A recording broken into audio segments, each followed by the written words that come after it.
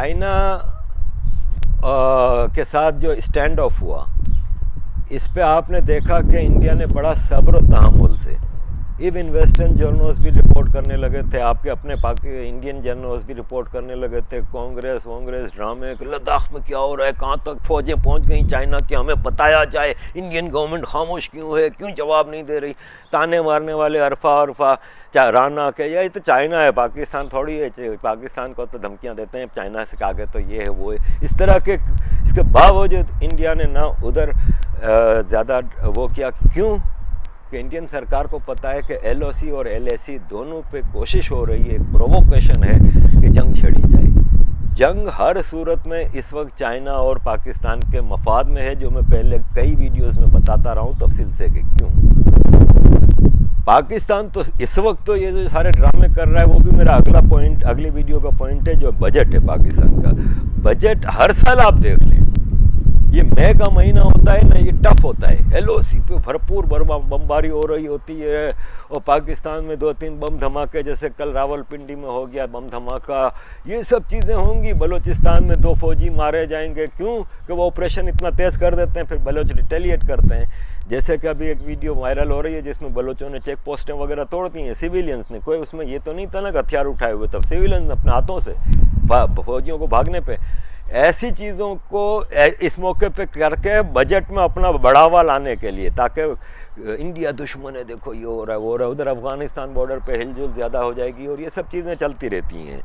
India को पता था कि इनकी ज़रूरत है जंग की, तो इंडिया रिस्ट्रेंट, और उन्होंने बड़ा तहम्मुल से, हिम्मत से और पीसफुल अंदाज में चीज़ों को ऐसा सेटल किया कि चाइनीज़ खुद अपनी जगह पे वापस पहुंच गए, और जो इंडिया का जितना कंट्रोल था LOC पे, LAC पे, सब कुछ इंटैक्ट, सब कुछ रहा। सबकी बोलतियाँ बंद हो गई, ताने मारने वाले ये क्या चाहते थे कि इंडिया वहाँ पे चाइनीज़ फ़ौजों को पकड़ के मारना शुरू कर देता। ताने ऐसे दे रहे थे जैसे हमारे यहाँ इंडिया के फ़ौजियों में दम नहीं है और ये और वो। तो वो वक्त आने पे सब पता चल जाएगा। लेकिन ये है कि ये इंडियन गवर्नमेंट को क्रेडिट जाता है कि ऐसे मामले में इन्होंने बड़ा रिस्ट्रेंट किया। मैं पाकिस्तान की तरफ थोड़ा आऊँगा। इमरान खान ने अभी ऑफ़र की है इंडिया को मदद की।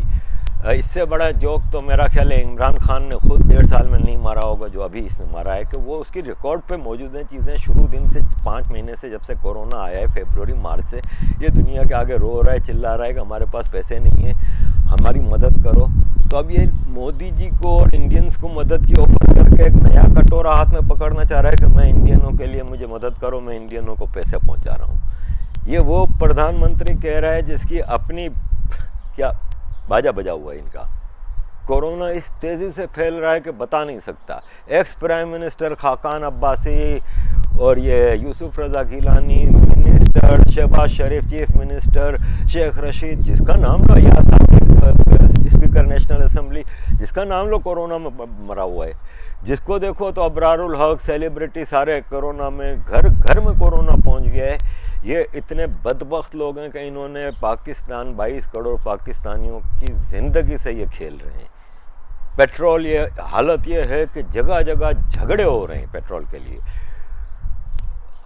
एक पेट्रोल नहीं है, डबल कीमत पे पेट्रोल बिक रहा है। ये है बनाना रिपब्लिक, इस्लामिक रिपब्लिक, जहाँ पे कहते हैं कि क्राइसिस में तो मुसलमान बढ़ चढ़ के मदद करते हैं। ये जी पेट्रोल बेचने वाले भी मुसलमान हैं, और ऊपर इनके जो कमीशन है खाने वाले प्राइम मिनिस्टर तक के लोग मुसलमान हैं सारे। पानी देने को इनके पास है नहीं। शुगर और आटे का क्राइसिस, डबल प्राइसिस डायरेक्ट। किसने किया? राइट पे देखो तो जहांगीर तरीन, लेफ्ट पे देखो तो खुसरो बख्तियार। जहांगीर तरीन का जब बहुत ज़्यादा नाम उछलने लगा, बेटे को लेकर निकल लिए। मुल्तान किंग्स जो हमारी PSL की टीम है वो भी इनकी है। बेटे को लेकर निकल लिए, प्राइवेट जेट में बैठ के लंदन आ गए। खुसरो बख्तियार अभी भी मिनिस्टर है। ये पाकिस्तान का आलम है, और इसमें ये इंडिया को मदद की ऑफर कर रहे हैं। अब मैं इनका क्या बोलूं?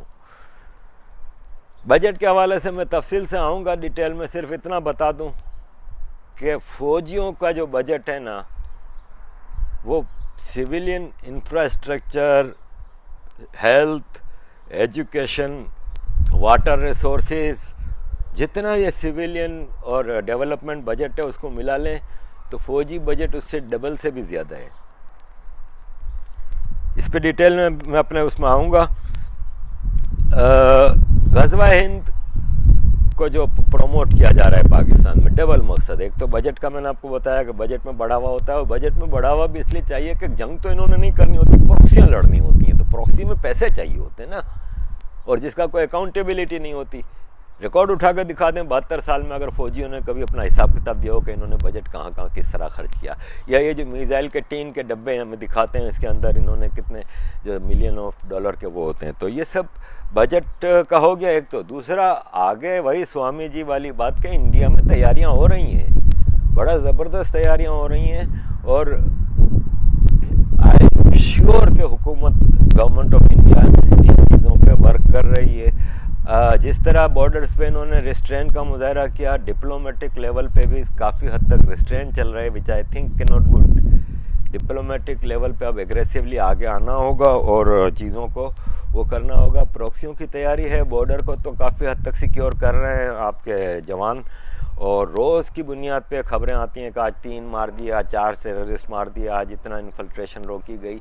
ये चीज़ें तफसील से आ रही हैं। इसका मतलब ये नहीं है कि ये अचानक इंडियन फ़ौजियों ने ये सब किया है, उधर से आना शुरू हुए हैं। तो ये सब चीज़ें हो रही हैं।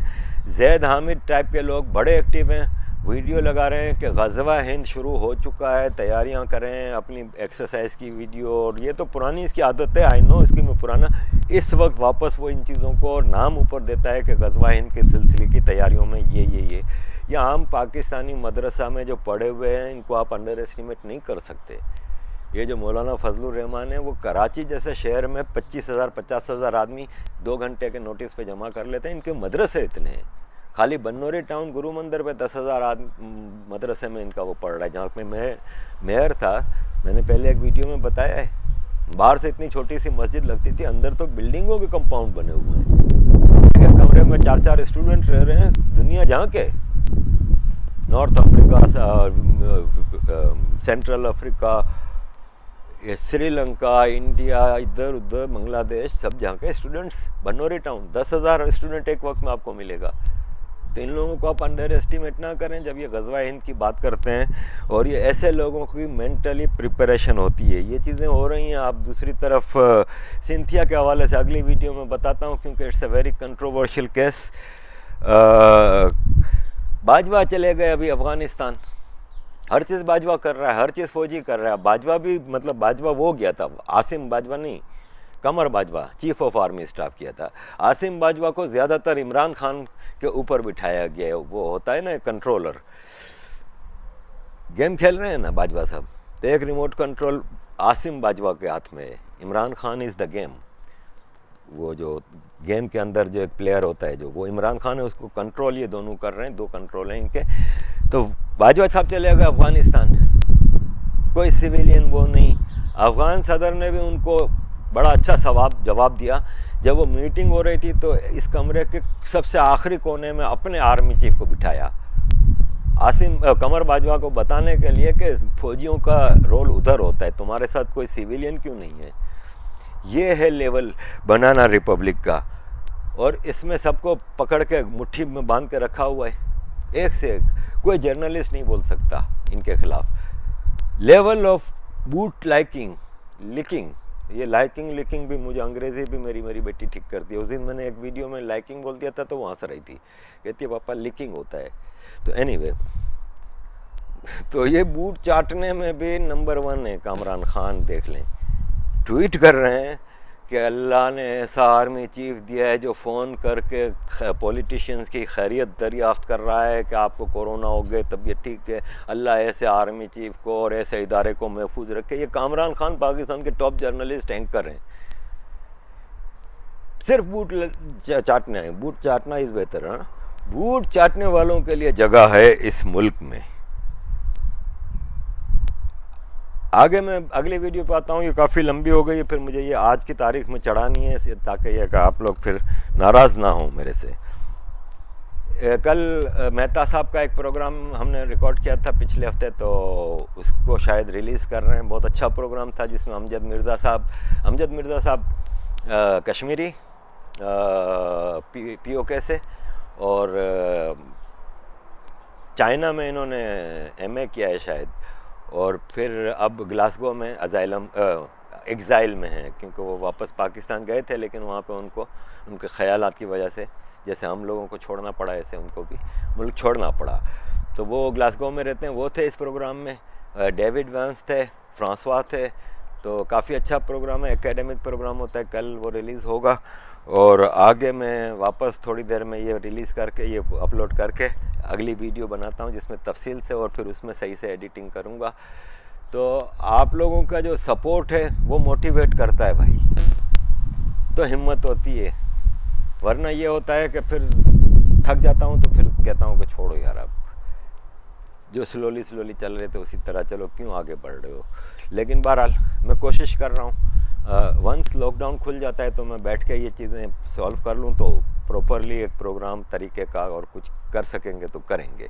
अदरवाइज़ जैसे मैं चला रहा हूँ वैसे तो मरते दम तक का वादा है कि चीज़ें चलती रहेंगी। तो keep supporting, thank you very much.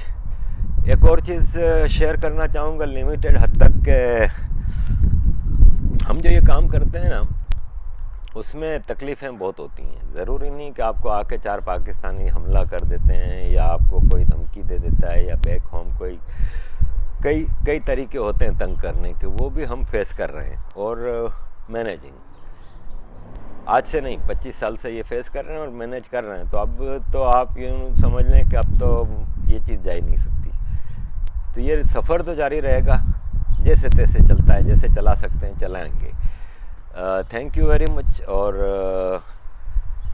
ये है कि ओके, थैंक यू।